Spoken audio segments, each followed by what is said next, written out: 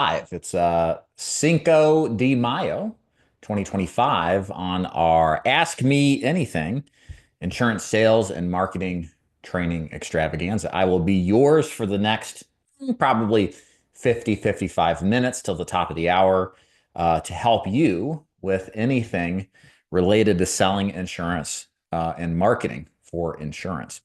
So here's how this works. If you are watching this live, you're doing so on YouTube, throw your questions in the chat there if you don't mind.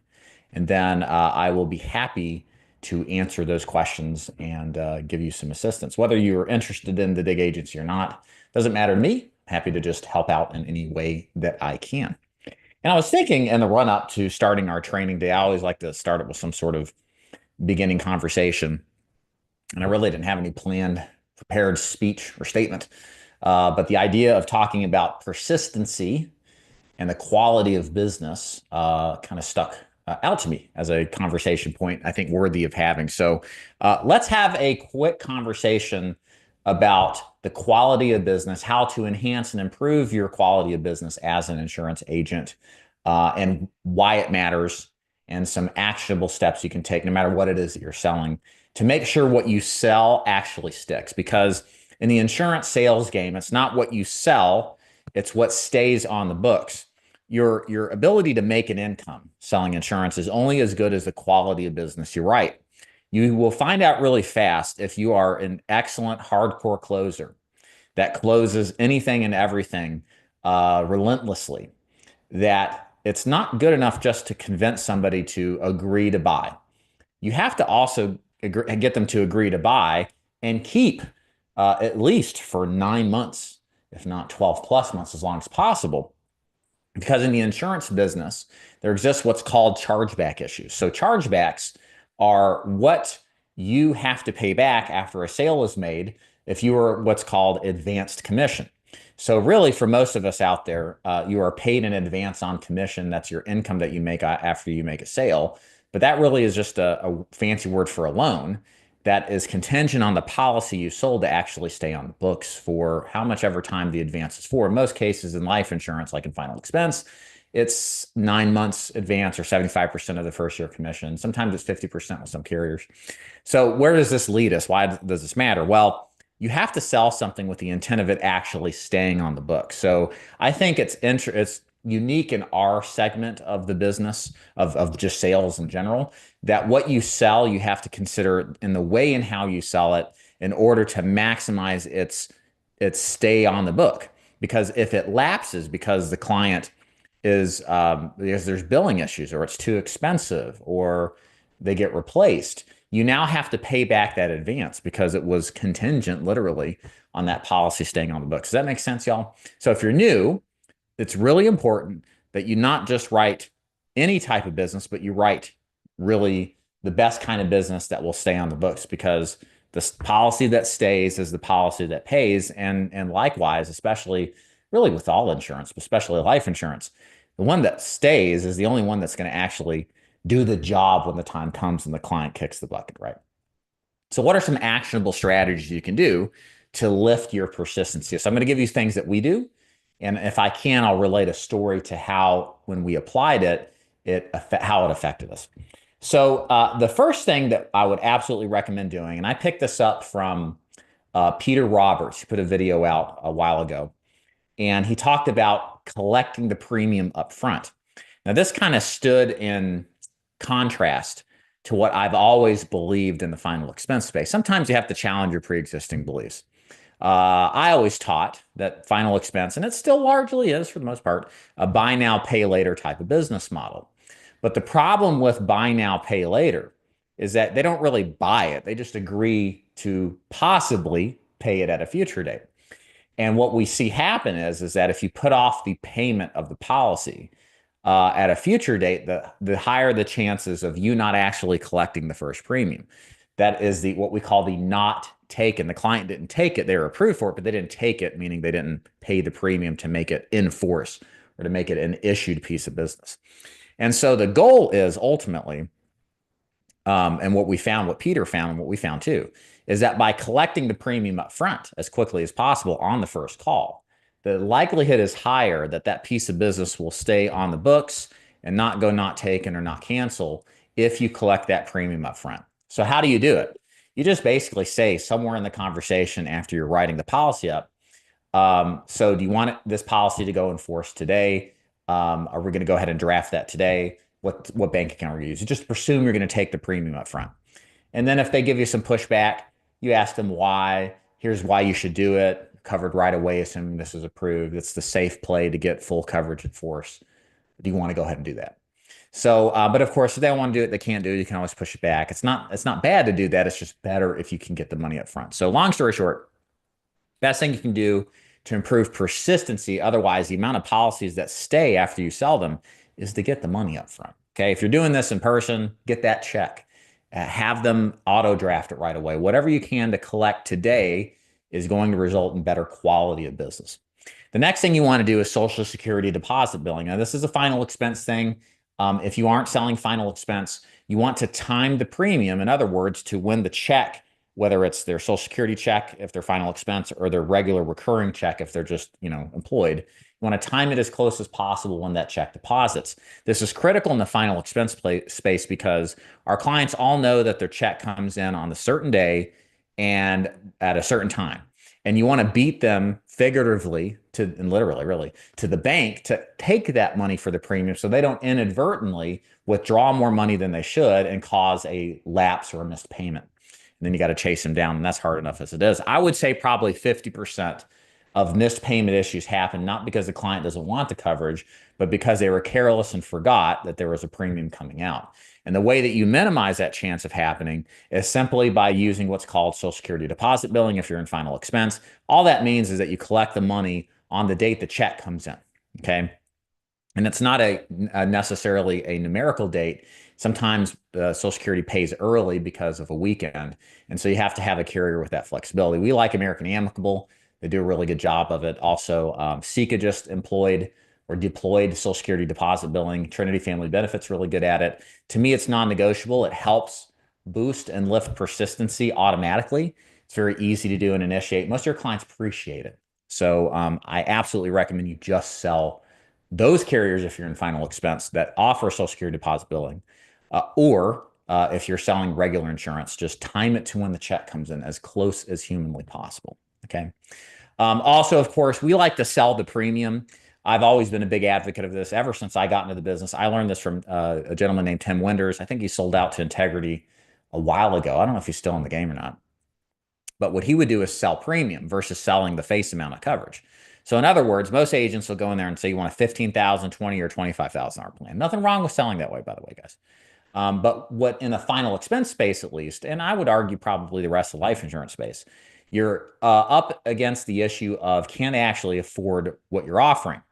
And what people mostly buy, and you learn this from other sales businesses like car sales, it's not the MSRP or the sticker price in car sales, it's what's their monthly budget. And then you just basically design the sale based off of what they can afford. Is it a 5-year loan or is it a 10-year loan? Probably can get that. I don't know if you can, but you get what I'm pointing. You can lower the premium or lower the amount of payments based off of the length of the loan. So likewise, in the space of selling life insurance, what we found in final expense with us is you sell based off of what the client can afford, especially final expense, lower income clientele. The other thing that you want to do is start high, because that gives a perception of what high is, and then lower it down to give the client to build rapport with you so that you are seemingly, and you really are, working with them to find something that's easily affordable. And we stress this in the script. The best policy to have is one that's there when you die. We truly mean it and believe it. We don't want to charge them too much so they lapse in a couple of months. It causes all sorts of problems. So sell according to the premium, what's affordable to them to get them into their budget.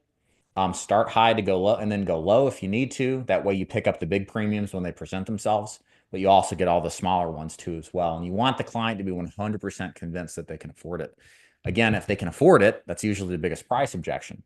And if you can take that money on the check date every month or close to when they get paid, and you take it up front if you can, what you're going to see is a vast improvement in persistency. So those are just some things I wanted to throw out to start things out with how persistency works.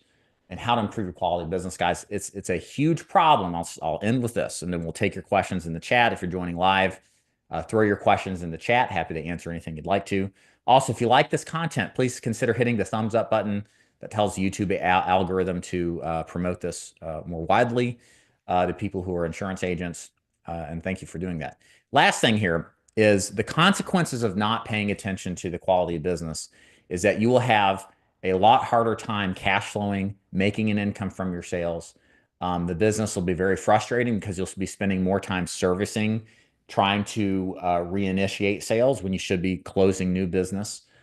So you really need to pay good attention to this. Your agency that you're considering joining should really care about the quality of business. There are literal agencies out there that they just tell you to blast one particular carrier with as much business as you can, pay no attention to underwriting, pay no attention to billing or anything like that. Just blast into these carriers thoughtlessly.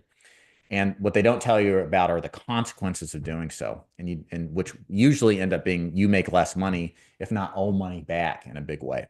That leads me to one other bonus tip here. Make sure you're selling carriers that are competitive to the client themselves. You don't want to sell a guaranteed issue plan to a client that could qualify for level.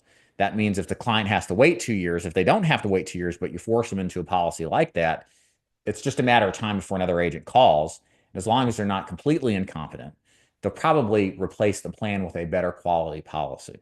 So in short, make sure your broker sell some different products to make sure the clients actually stick on the books. Okay, great. Now let's shift gears and we're going to see if you guys have questions. Again, if you are live watching, throw your questions in the chat. This comes from James earlier.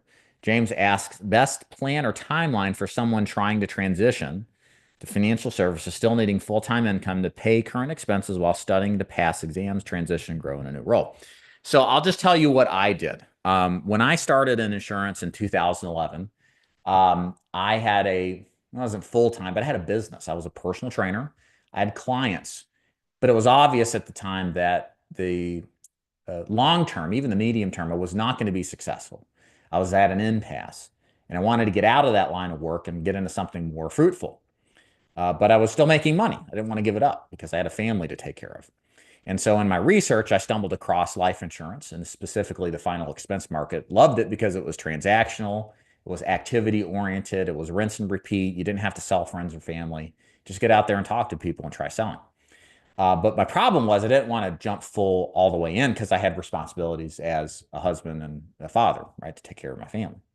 So for me, the compromise was doing it part-time. It was finding the time where I didn't have clients and arranging my schedule accordingly so I could give the insurance business an honest shot over a period of time to see if it was for me and then scale into it by having more time available to make a go of it. And that's exactly what I did. So it took me personally 6 months of part-time sales, selling final expense to accommodate myself to the business, to learn how it's done when there's good times and bad times. And to me, 6 months was enough time to say, yeah, this is a legit opportunity. I'm going to go all in. So that's essentially my advice based off of my experience is figure out how to do this part-time. If your agency you're looking at won't let you do part-time, then find one that will. There's plenty of them out there that will. Like, for example, shameless plug, the DIG Agency does allow part-time agents to come in and sell to ultimately work full-time. Even our full-time agents honestly don't work full-time hours. They work like 25 hours a week to write the kind of business they want, make the money they want. So we'd love to see them write more, but it's kind of a cool perk working with us is, flexibility, freedom, and not like 50, 60 plus hours. If you don't want to, you can work the hours. So that's what I would ask you to do is figure out how to do this part-time. Give yourself a runway of 6, 12 months of doing this to see if it's right for you, to not just experience the good times, but also the bad times. Like straight commission work is different. And you're going to have good weeks and bad weeks, and you got to know how to deal with it. And if you give yourself a proper amount of runway, my advice on top of that is to save every last penny and develop a bankroll, a slush fund. Because when you go into financial services, insurance sales, whatever, it's probably going to be full commission, straight commission, which means you only eat what you kill. And when you have more money saved up, the safer the transition will be. You'll be able to absorb the hits on bad weeks that much more. And psychologically, you won't lose your stability as much. But if you don't have money saved up and you're straight commission, one bad week if in that position can totally shut you down. You start making bad decisions on what you should buy lead wise or do for your profession, and you start bouncing around. It's not good. Hope that helped. Okay. Thoughts on index universal life? From the standpoint of an agent, I think it's a great sales opportunity. So let me explain why. I'm not commenting on our IULs good or bad. I'm just going to comment on the sales opportunity. I was actually talking to this about with my COO earlier. IULs have and continue to have more attention and interest in them, I think, on an organic level than any other life insurance product, at least. I've seen more content that is consumed for index universal life by consumers, and probably to some extent agents too, but more for the consumer side than final expense, term insurance, mortgage protection, PNC, et cetera. And what does that mean and why? Well, there's obviously this higher level of interest in index universal life as a whole than other kind of mainstream typical products. What that means is that if you sell it, I would like to think that you're probably going to get some interested people more often than not who will listen to what it's about, how it works, what the pros and the cons are. So I like it just based off of that. If I had, and I'm just going to give you guys a little pro tip here. If I was, admittedly, I'm not an IUL guy. I don't know how it works. I know enough to be dangerous, but I don't know how to design a program and pitch it. But if I had a knowledge base for this stuff, I would absolutely be pumping out short content on TikTok, Instagram, maybe even some longs on YouTube. There is so much, I know it, and it bothers me because I don't know how to tap into it because I don't have the knowledge base. There's so much interest in it and leads that you could acquire, and they're some of the best in the business to get organic leads. If you just start putting content out there, guys, it would be absolutely incredible.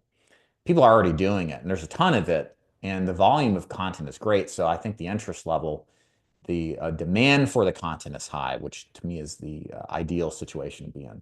The only other product I've seen even close to that level of interest is Medicare.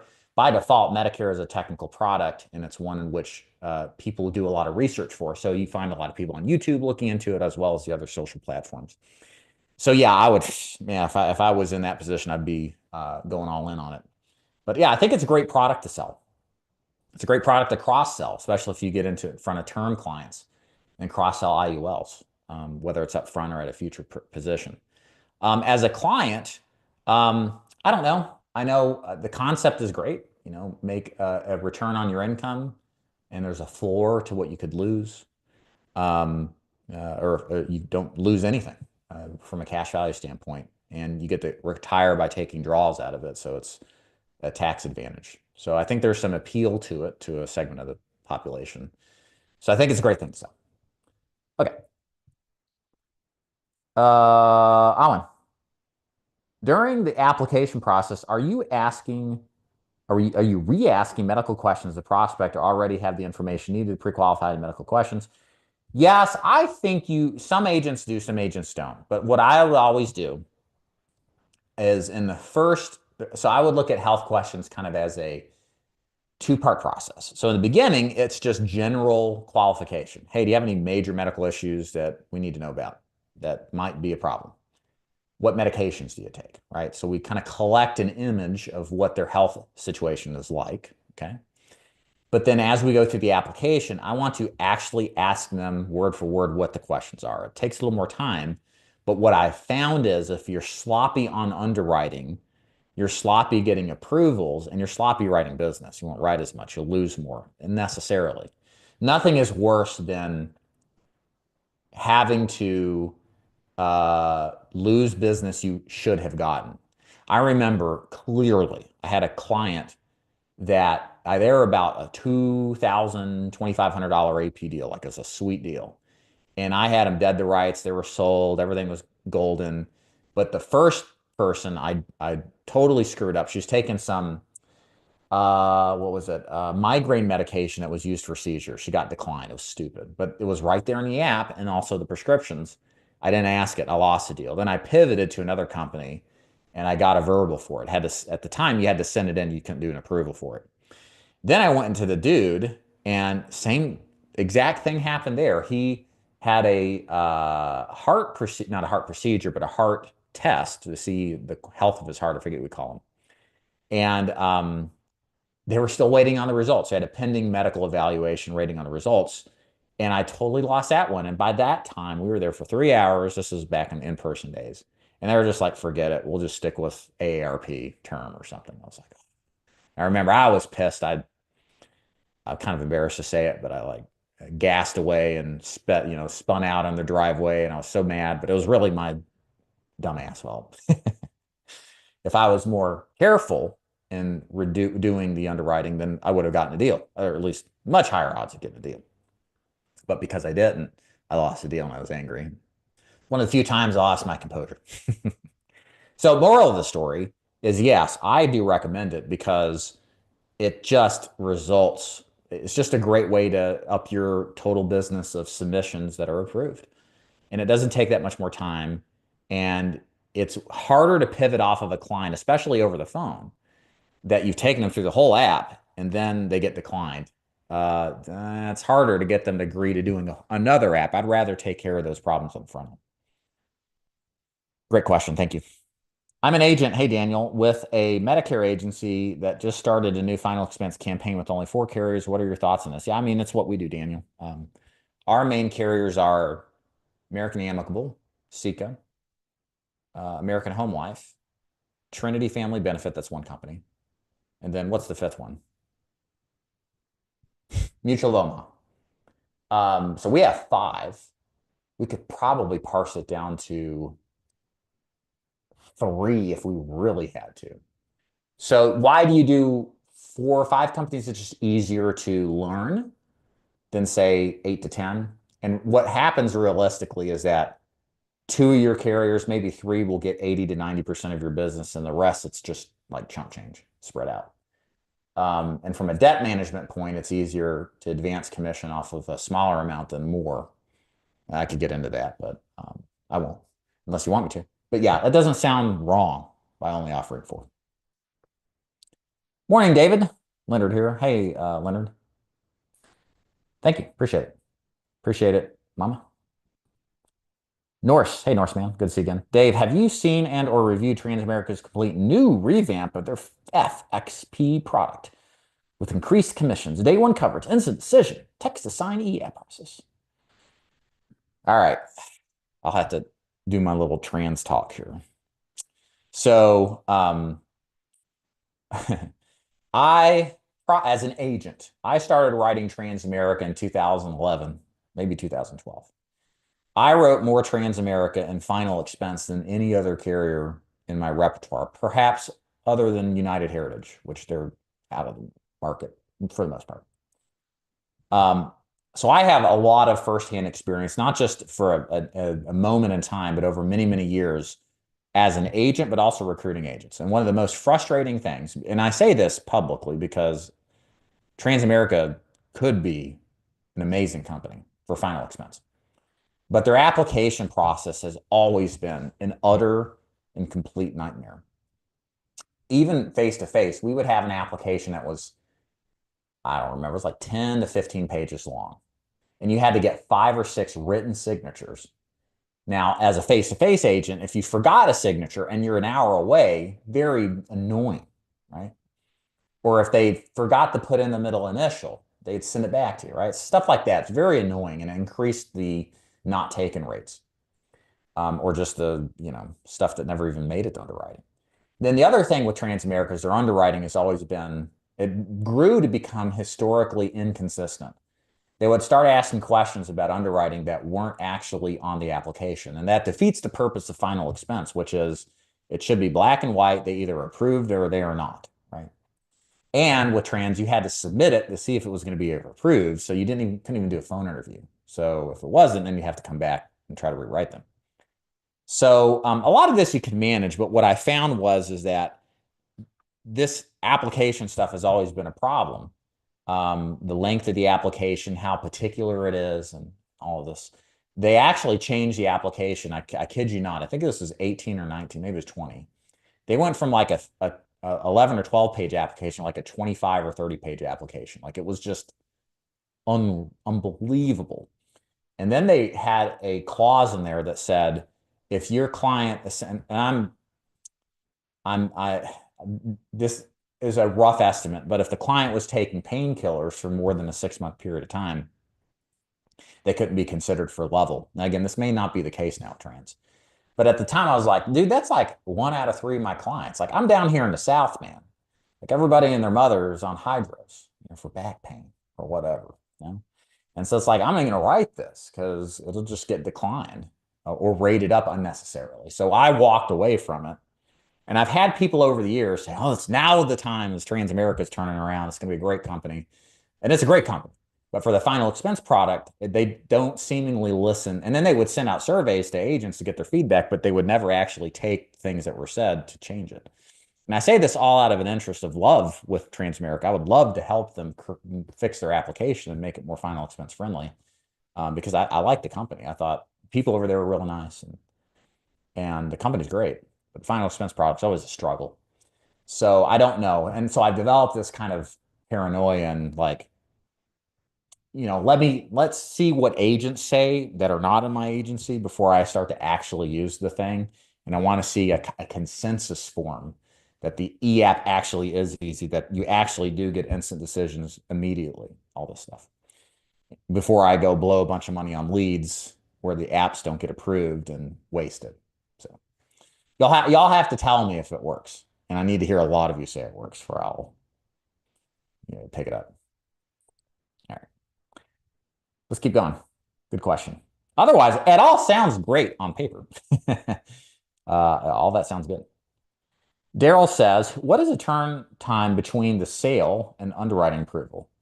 What is a turn from approval to receipt of commissions? Hey, Daryl. For final expense, 3 out of 4 of your apps should get an instant decision. The 1 out of 4 typically is referred to underwriting. That's going to vary by carrier and by organization and certainly by agent. If you're a good agent, it should be 3 to 4 to 4 out of 5 get approved instantly, and then some get referred to underwriting. And then receipt of commission depends on the company. Like with us, we pay twice a month, pay on the 8th and the 22nd of the month. So it can be a matter of days. It can be a matter of weeks. It kind of depends on the timing of the writing of the policy. Let's see here. Michael says, can you make 7 figures a year in personal income selling final expense? No. I'll explain why in a second. Whether having to build a team without having to build a team, maybe that's what you're saying. No, absolutely not. Final expense probably is a top end income for like the top 5% of agents are probably making 100 to 150,000 ish. There's probably some really good agents doing more than that. But it is not that's really good money, but it's not like amazing money like what you're talking about. The only way to do that is to scale into agency building. It is to duplicate yourself in others and scale that process higher. That's really how you get into the $250,000 to $500,000 range or the $500,000 plus range, depending on the size of your agency and how it operates. The way to get to a $250,000 to $500,000 income in the insurance business is to ultimately add on other products. So I would say add on Medicare, add on annuities, some higher ticket items, et cetera, and then scale the marketing to support that. But a lot of that really higher income, whether it's in other products too, comes from the duplication and agency building process. I don't see really how you can't avoid agency building to get that kind of money. It's very difficult as a single producer to make that much money, especially in final expense. It's a good ticket item, but it's not high enough to support that, I think. At what time, Daryl says, can I start my own agency and take an override? What is the typical override percentage? That all depends, Daryl, on what you're selling and how your agency is organized. I mean, I take a higher override on my free lead agents than my broker agents because guess what I have to do as a free lead agent? I have to buy the leads. I have to buy the systems, pay the staff, right? So the net on that, hopefully is good, but it can be good, it can be bad. It just depends on how you run your operations, right? So there's a lot of variable to it. Whereas if you're a broker, you take typically a lower percentage because the agent's carrying the risk, carrying the cost of the systems and leads, and you're going to have less of an override, but then you don't have as much expenses. I ran my business that way for, geez, 10 years until we did the free lead program. And it can be good if you have enough people that you're recruiting to. The challenge in agency building is finding enough people, being able to do what the recruiting elements at scale, and then finding enough good people too. That's always the crux of any agency builder or any agency itself. Thank you for the question. Very good. Hey, Guam. Nice to see you again. Have you been seeing a difference in pickup rate since the elections? I've been hypothesizing it's due to seniors believing the hype about losing Social Security and it's affected pickup. No, I don't know. We need to look at the numbers. I mean, I heard complaints. I mean, you hear complaints generally from people. I was looking on a Facebook group. It was either life insurance agents or tips, tricks, and closers. And somebody was like, our response rates down or pickup rates lowering? So you'll hear both all the time. And historically, we've always heard this anyway. But I would say probably, if anything, the elections always cause a crunch into the cost of marketing and perhaps even pickup rates. But I mean, people are just blasted all the time anyway in our markets for all sorts of stuff, cold call wise. So, and the carriers have made it more difficult for pickups anyway because of the spam likely telemarketer likely label. And so I just think you got to invest in technology in order to increase pickup rates. For us, it was buying Convoso. That was huge. That increased our pickup rates like 300% instantly.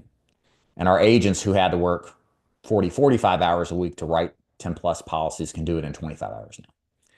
And problem is, guys, you have to have 20 seats or 20 people. That's their minimum purchase plus a multi-$1,000 joining fee. But we can sell you it at digdialer.com. If you're not a free lead agent, I mean, and you're just doing your own thing with another agency, you can buy it from us. Digdialer.com for more information. Absolutely worth every penny. Drew says, are the free leads provided people that are looking to buy life insurance? Yes. In short, I was with a previous IMO where most of the people couldn't be reached and weren't looking to buy life insurance yet. Well, okay, there's a two-part issue here, and I'm just speaking plainly, Drew. No offense intended. There's a question of your skill. It's always, and that's not just you, it's just every agent. And there's also a question of the leads, like you said. So I'll go into both. The leads is absolutely an issue. So a lot of the free lead organizations out there, what they do is they buy data, and that's essentially names in a phone book. And there's a whole market for reselling of data. And the recall rate by the prospects on did they actually do this is very low because typically they're just answering questions and they don't realize that they're being turned into a lead.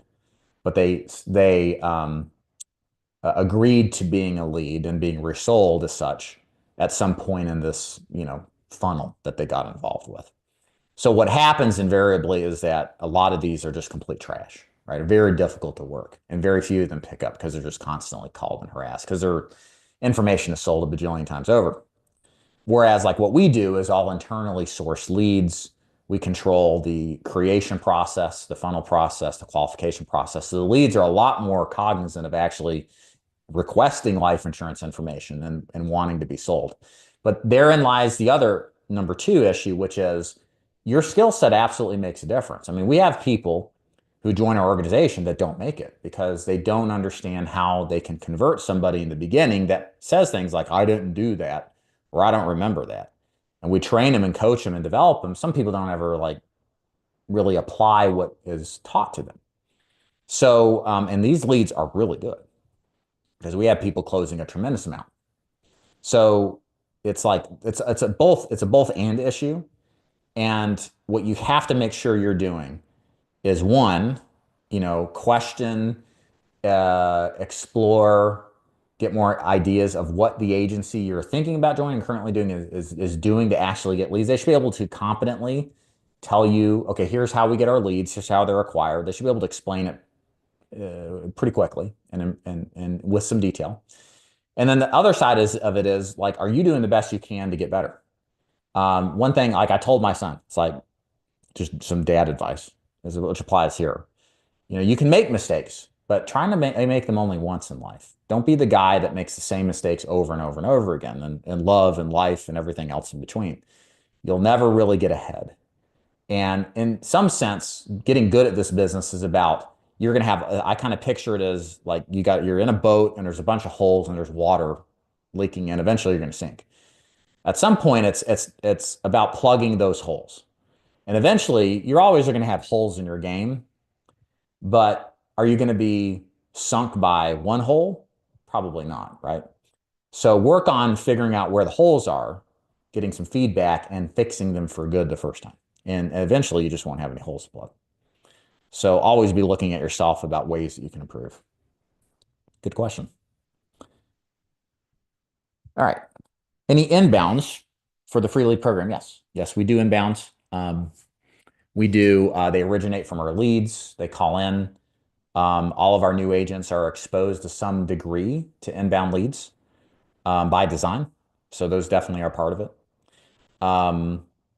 It's funny, our top agents generally just do outbound. They don't do inbounds because there's a lot of problems with an inbound based organization with scale. And what we found is our agents who are really, really good, they're writing 10, 15 apps a week, working 25 hours a week. It's all about just getting people on the phone as quickly as possible. And sometimes you have to wait a long time for the next inbound to come in. But the outbound experience of dialing and having a dialer do the work for you like ours, like you just have more opportunity to talk to more people with less wait time. But the flip side is inbounds tend to be a little more qualified. They're just a little more sporadic in how they come in. But we do have them. They're definitely in our new leads for our new agents, get more of those really than anybody else. Okay. I've also noticed more chargebacks, objections, and low intent. I understand that it just means to do more dials, but I feel confident in my sales ability. It just seems harder than the past few months. Okay. Yeah. I mean, you know, I don't know. I don't know. Maybe it's the economy. Maybe it's not. I mean, who knows? Again, the serenity prayer is always important. God help me understand the things I can control and what I can't, and to know the difference, right? Help me know the difference. Ultimately, what can you do, in other words, to fix some of these problems you're experiencing? It's number one to me is do more work. There's something that is rectifying about just putting more time in. I try to preach this, and I understand the appeal of working, and I've said this a number of times, 25 hours a week to get your numbers and you feel good. It's great. When I was out in the field, I would work 6 days a week. I would be out in the field 15 hours a day, 3 times a week, maybe 10 hours on short days, 15 hours on long days. And I did it because there was this fear that I felt always, this kind of underlying fear that it could all like go away. I could wake up broke, never sell another, never happened in the years I did it. But the feeling was always like I'm lucky that I'm making these sales and I'm not going to take that for granted. So I'm going to put in a ton of time to secure myself with enough sales that even if I had a bad week or so, or several bad weeks, I'll be okay. So for me, I always relay that experience to you guys. Like if you just put more time in, more than you think you need, even after you hit your numbers for the week, whatever your goals are, go above and beyond the goals. Like, especially if you're on fire, like if you're hot and you should play into that. Sometimes you're cold, but don't take, success for granted. Success begets success. Sometimes you being successful, you get soft, right? So I say push it. That's always a big thing for me. Other than that, I mean, what else can you control? You can control how you sell the business. Like we talked earlier, drafting right away, premiums, getting it affordable to the client, picking the best carrier for the client. Control those variables as much as possible. That's huge. And if you think you're doing a good job of that, ask yourself again, really, are you sure? We do this all the time in business. I think it's been an interesting observation. We have a pre-existing belief about how final expense is done. Like I mentioned earlier, final expense is a buy now, pay later business. I've said that for years. If you've watched my content long enough, you've heard me say that. Well, now Peter reports his success publicly, and then I'm like, maybe I'm wrong. maybe these poor final expense people, some of them aren't. Maybe we should take their money. Goes to show you, eh, it actually works. So you should always question your pre-existing beliefs and notions, especially in business, and not get too complacent with, status quo type of thinking, right? So I'll work on those things you can control is what I would say, and understand there's ebbs and flows with this business. Sometimes there's better years than others, right? And it all will resolve itself, in my opinion, if you put the time in. To me, that's the biggest takeaway. All right. This is a lot of really good questions. I really appreciate you guys asking these. Are great questions. Hey, Angel, I'm getting started as a brand new insurance agent next week. No experience at all. Do you have any advice? Oh, here comes another great question. Let me see here. Sure. I'll keep it in a nutshell, and I can expand on it if you'd like me to. Just follow up with some questions. Number one, like I said, the number one is go all in. Don't have a plan B. If you have a plan B, if you have an insurance policy, then you're not fully convinced. It's weird thinking like that, but there shouldn't be an exit or an off ramp. This should be your last career ever. You should be thinking like, if you're in a good kind of thought experiment would be like, if this is the last job I'd ever had, and if I don't do it, I have to like go broke, live on the streets, be hungry. Like, what would you do if that's what you're faced with, right? That kind of it's extreme thinking, but that kind of extremist thinking is necessary to have some level of success beyond the mediocre in anything in life. So really think about like, what would you do if you knew that's what was going to happen? And that's probably how you should actually run your business. Okay. The second thing is really vet the agencies that you're looking at joining. Make sure that they have a track record of success, that they're going to train you to sell successfully. Because the one takeaway of this business, even if you're not successful at it, like a good agency will teach you how to take people's money that were otherwise strangers 30 minutes ago. And that's a skill set that can apply to anywhere in life, whether it's here or B2B, another industry altogether. If you can take somebody's money, and they're happy to give it to you, but an hour ago they thought you were a scam, that is a skill. You won't ever go hungry if you have that skill, and it will always be in demand regardless of the state of the economy, whether AI is taken over or not. Like, there needs to be people that are ambitious and hungry and able to convince people to hand their money over. Okay. So look for an agency that can teach you how to do that.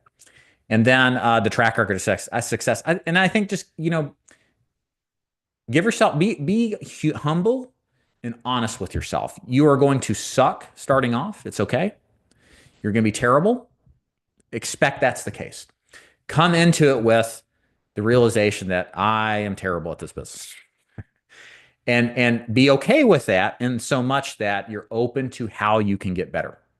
When someone gives you advice in this business, even if it's harsh, it sounds harsh to you, understand it probably isn't. If you're in a good agency, it's not. And actually take it and apply it, even if you don't quite understand why you should apply it and what its impacts are going to be. The best thing you can do is just basically carbon copy successful people and take your brain out of the equation. Some people this happens with higher IQ people. They're sometimes too smart for their own good. They overthink when they should just apply without necessarily having understanding. We call this a leap of faith. So all of these things are really important. And remember, 95% of agents fail in this business in the first year. 19 out of 20 people watching right now, if they're all new, which I know not all of them are going to fail. That should not sit lightly with you. That should motivate you to doing these kind of things that I've talked about, because you don't want to be a statistic and fail. And the good news is that if you just survive this business, you kind of figure stuff out. You end up making really good money. You end up having the lifestyle that is promoted at all these places at some point in the future. It took me I failed out after 12 months, just to give you a short trajectory for me. I failed out after a year. I came back after I got a real job and realized how much of a dead end that was. I then took the next year, selling part-time for the second time before I went full-time. And I really didn't feel like my wife told me this. She said, we did an interview. If you want to dig it up, put in like David DeFord wife. It's a really good interview. If you've got a spouse that's like thinks you're crazy for wanting to do this, that's an excellent video. It's a couple years old now, but still fundamentally really good. But I remember my wife said, she felt like we were really getting ahead. I think when we moved out of our house on Thomas Lane and moved to Faulkner, it was a much bigger house, a bigger yard. We were in a nicer area in town. And it felt that way for me. When I had 50 grand in the bank, I was like, man, and I paid off all my credit cards. Man, I felt good. It's like, this is living. that yoke on your back was removed, right? So, but it took 5+ years to get there. So it's a process. It doesn't happen overnight, and stick with it, despite wanting to quit. I certainly wanted to quit many times. So, okay. All right, I got about 10 more minutes here before I got to wrap it up. How many fresh leads do agents in your free lead system get for FX sales? I don't know the number. They're exposed to them to some degree. It depends on the amount that we order. But generally, a new agent is going to get a mixture of live transfers. So these are people calling in, interested in a quote, or leads that have been called to some extent but haven't picked up, generally speaking.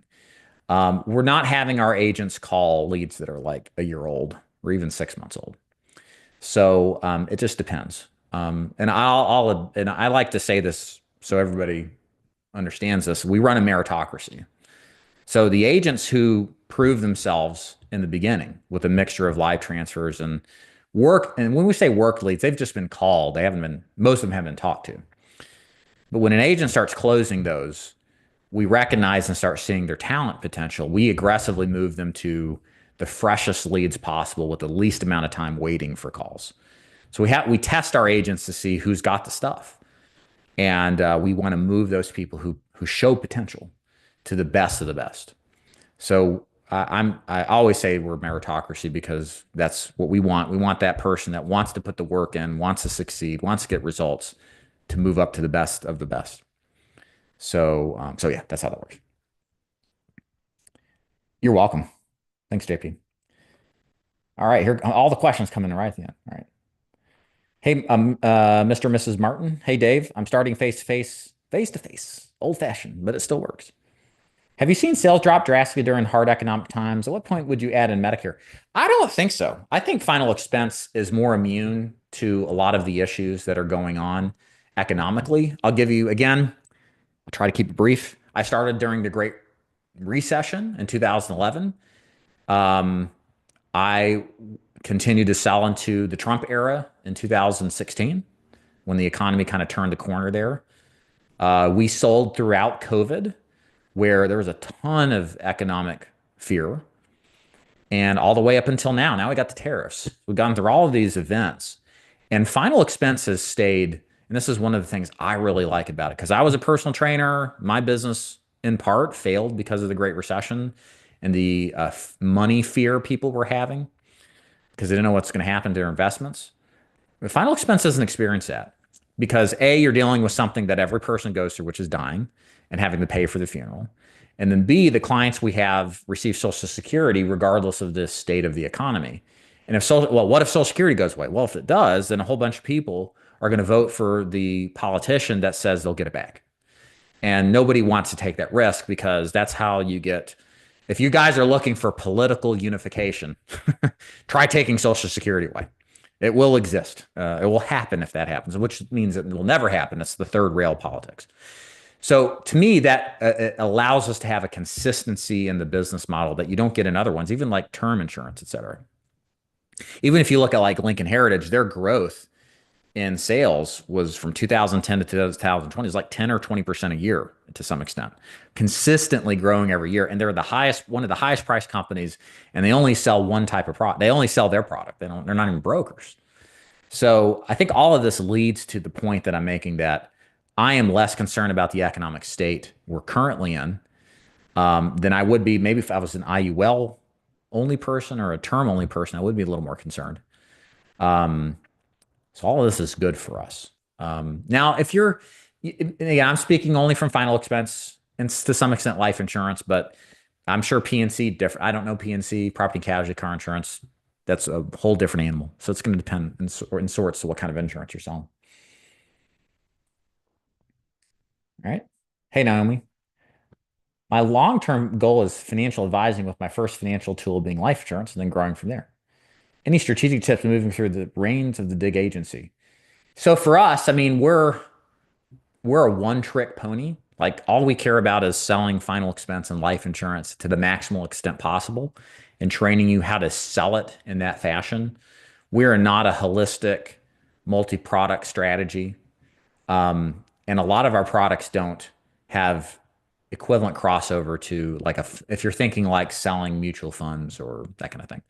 That we're like in this different world. Like it's not that. So you'll learn how to sell with us, which I think is valuable. You'll learn how to actually run a system of activity and measuring your numbers, which is important no matter what you sell.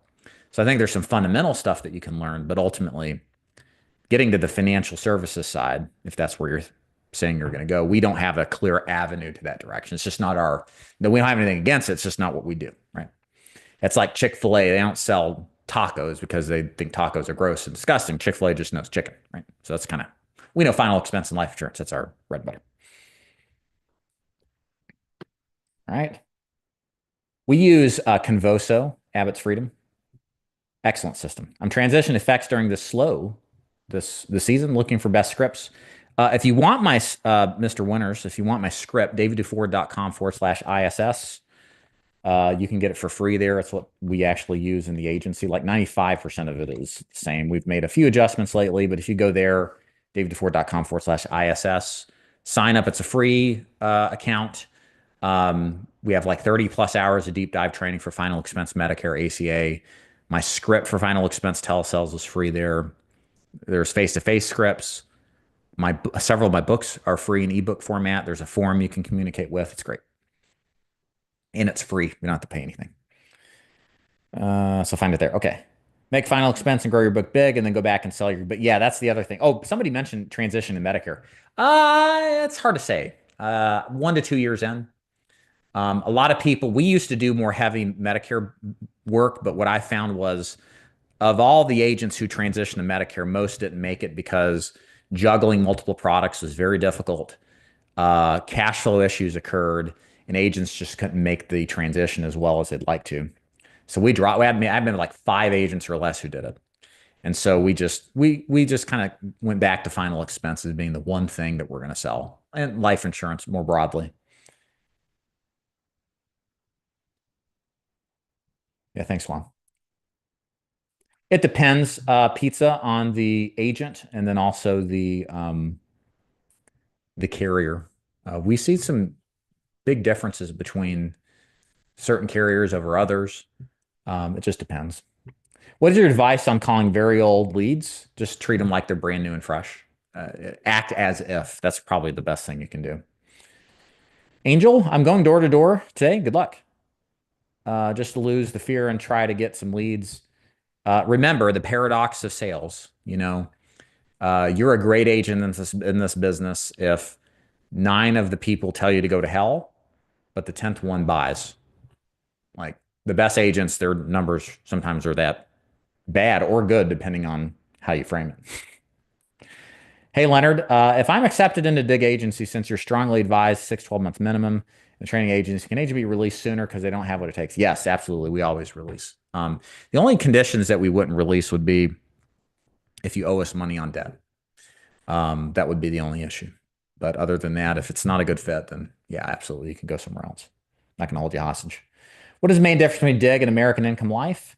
We're focused exclusively on remote final expense, more broadly, with some life insurance, but mostly final expense. We're heavy on training. There's zero emphasis on you recruiting. And we actually work leads that were generated. Whereas AIL, you're going to find more of a very and I say, I don't know, watered down is the right verbiage, but a lead that's very generic, like a free child safety kit or, I don't know what else they do. You're going to have to kind of have an angle to convert the conversation to life insurance more often than not. They have a lot of those that you can work to speak to. Depending on the AIL organization, there's a heavy emphasis on recruiting. I will say this. I've had some great agents come from AIL. Like the agents that are really good there, they're like incredible salespeople. And I think it's because in some of those organizations, the training is fantastic. So, I mean, again, it really comes down to doing your due diligence. You can't look at AIL as a whole. You're going to have to look at the sub agencies and for meaning the organizations or the groups you're actually going to be working with. You want to vet them more than just a company as a whole. It's just the experience can vary wildly depending office to office who you're dealing with. Do you typically see 8 to 12% of Facebook leads convert? And I mean, I have agents who convert more than that. I have agents who convert less than that, JP. It's possible to do that, but the problem is the reality is it depends on the agent. It depends. But that's possible. Hey, Julie, I know your dialer is very good. Do you know what's the connection rate for calling leads? It depends on the type of leads. Um, I don't know what it is off the top of my head, but I don't know if taking my connection rate is going to be synonymous with what yours is going to be because I don't know where you're getting your leads from. But I know it's better because they scrub the numbers, they match the numbers to the area code that you're calling into. Like they do all the things, again, serenity prayer, controlling everything that we can and to an outcome that's better than just dialing on your own or using other software. And we saw the difference. So it's like if I'm a gambling man, I would put my money on Convosa for that reason.